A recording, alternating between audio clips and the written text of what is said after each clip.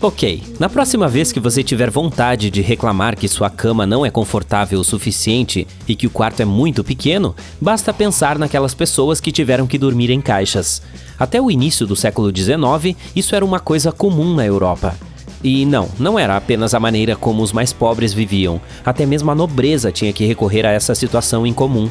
As casas na época eram muito menores, com 1 ou 2 cômodos. O quarto maior servia tanto como quarto de dormir quanto como sala de estar, e todos que viviam ou visitavam a casa dormiam lá. Mesmo em casas e palácios maiores, os funcionários frequentemente dividiam os quartos com seus chefes. Assim, as pessoas ficavam felizes em ter qualquer privacidade que pudessem. Uma opção possível era uma cortina ao redor da cama, mas isso não era suficiente em alguns casos, e foi assim que nasceu a tradição da cama-caixa. Esse móvel incomum, que parecia um grande armário, teve origem na região da Bretanha, na França. Algumas camas-caixa ficavam soltas no cômodo, outras eram construídas em espécies de nichos. Podiam ter uma cortina ou uma porta para a privacidade, o que era bom para manter o ambiente quentinho, uma solução perfeita para as noites frias de inverno. As camas possivelmente também protegiam seus habitantes de animais selvagens que podiam entrar na casa. Era popular decorar a caixa com muitos detalhes esculpidos. Muitas camas-caixa tinham compartimentos que permitiam dobrar o móvel como guarda-roupa ou cômoda. Muitas vezes tinham um assento externo que as pessoas podiam usar durante o dia. Havia também a opção de 2 andares, para mais de um dorminhoco. Em alguns lugares, as camas tinham parafusos para fixar a porta ou fechaduras no exterior para guardar objetos de valor enquanto o proprietário estava fora. Em algum momento, as camas-caixa se tornaram tão na moda que as pessoas as compravam mesmo que tivessem espaço suficiente e privacidade na casa. Havia diferentes variedades, incluindo as secretas, que pareciam guarda-roupas, ou que ficavam escondidas atrás de estantes e gavetas. Com o tempo, as pessoas perceberam que as camas-caixa não eram a melhor solução em termos de higiene, e elas saíram de moda no início do século XIX. Com o espaço ficando cada vez mais limitado em grandes cidades como Nova York ou Tóquio, as camas-caixa não pareciam ser uma ideia tão terrível, e os designers passaram a repensar essa peça de mobiliário.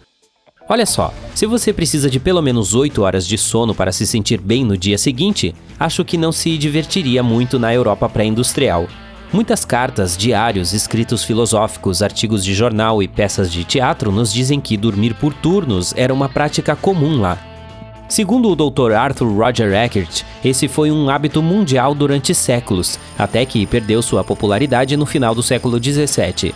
Ele encontrou menções a esse hábito em diferentes fontes da Europa, da África, do Sul e Sudeste Asiáticos, da Austrália, da América do Sul e do Oriente Médio. O primeiro registro do sono bifásico é do épico grego Odisseia. Por volta de 21 e 23 horas, as famílias iam para a cama por um par de horas. A maioria descansava em colchões recheados com palha ou trapos. As pessoas mais ricas tinham colchões com plumas, então acordavam por 1 ou 2 horas. Ainda não havia alarmes, portanto o despertar seria natural. As pessoas usavam esse tempo para terminar o que não tinham feito durante o dia, como costurar, cortar madeira, ler ou apenas relaxar e pensar no futuro. Eles faziam tudo isso sob o luar, com uma lâmpada de óleo ou velas feitas de hastes enceradas de juncos. Os camponeses dedicavam esse momento a tarefas mais sérias, como remendar tecidos, pentear lã ou controlar os animais da fazenda. Então, todos voltavam a dormir para acordar ao amanhecer. Algumas pessoas, como Leonardo da Vinci e Nikola Tesla, levaram esse método de sono interrompido ao extremo. Eles praticavam o chamado sono polifásico, fazendo companhia ao travesseiro mais de 3 vezes ao dia. Da Vinci não queria desperdiçar sua vida inestimável em algo tão rotineiro como dormir, então ele dormia 15 minutos a cada 4 horas, o que somava apenas 1,5 horas de sono por dia. Dessa forma, ele conseguia ganhar 6 horas extras para fazer algo mais produtivo a cada dia. Esse gênio viveu 67 anos, obtendo 20 anos extras de produtividade em comparação com outras pessoas. Nikola Tesla, que trouxe eletricidade para nossas vidas, era tão apaixonado pela ciência que não queria se separar dela por aquelas longas 8 horas todas as noites. Parece que ele nunca dormiu mais de 2 horas por dia, e uma vez passou 84 horas trabalhando em seu laboratório, sem nenhum descanso. Ele explicou que a emoção que a ciência lhe deu o fez esquecer coisas básicas como comida ou sono, e até mesmo família e amigos. E antes mesmo de você tentar essa agenda de sono, lembre-se de que você precisa dormir mais do que 1,5 horas por dia se quiser se sentir energizado e ajudar seu cérebro a funcionar normalmente. Uma cama costumava ser o primeiro grande investimento em imóveis para as famílias, pois custava cerca de 1/4 de tudo o que elas tinham. Assim, as famílias a compartilhavam, e amigos e empregados frequentemente se juntavam a elas.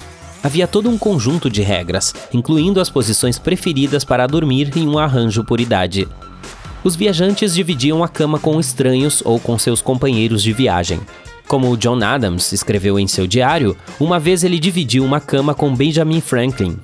Os dois estavam viajando da Filadélfia para Staten Island, em uma missão de manutenção de paz em setembro de 1776. De passagem por Nova Jersey, eles decidiram parar para dormir. Havia apenas 2 quartos disponíveis para 3 homens, então Adams e Franklin tiveram que dividir um quarto que era só um pouco maior que a cama. Adams queria fechar a janela para manter o quarto quente, e Franklin o apresentou a sua teoria dos frios. Ele tinha certeza de que um quarto abafado era muito mais perigoso para a saúde de qualquer um do que um pouco de ar fresco e frio. A teoria soava tão chata para Adams quanto para você agora, então ele caiu no sono de tédio, sem sequer notar. Você tem sua posição de sono favorita? Pode ser de costas, de lado ou talvez de bruços. Que tal dormir de pé? Se você visitar uma casa de família de classe alta ou um castelo do passado, notará que as camas são mais curtas do que de costume. Uma explicação popular diz que as pessoas dormiam em posição sentada para ter acesso ao ar fresco, que ficava acima do ar ruim.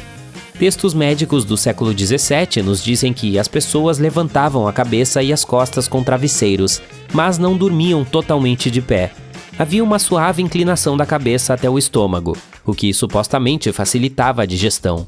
Parece estranho, mas se você já esteve dentro de um hospital, deve ter notado que as macas são projetadas para manter a cabeça erguida, e elas também permitem que você eleve as costas. Alguns travesseiros são um pouco mais duros do que deveriam, mas ainda não são nada em comparação com os usados no Antigo Egito. Lá, eles tinham sua própria ideia de conforto, preferindo travesseiros feitos de pedra. Era um encosto de cabeça constituído por uma base plana e uma seção côncava no lado superior para manter a cabeça elevada. Dessa forma, insetos e pestes não rastejavam para dentro da boca, do nariz ou das orelhas da pessoa adormecida. Em tempo quente, era também uma forma de deixar as correntes de ar fluírem sob a cabeça para manter o dorminhoco fresco.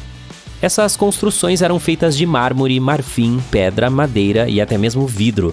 Parece ser a opção perfeita para aquele sono polifásico. Você não vai querer passar muito tempo em um travesseiro de mármore de qualquer forma.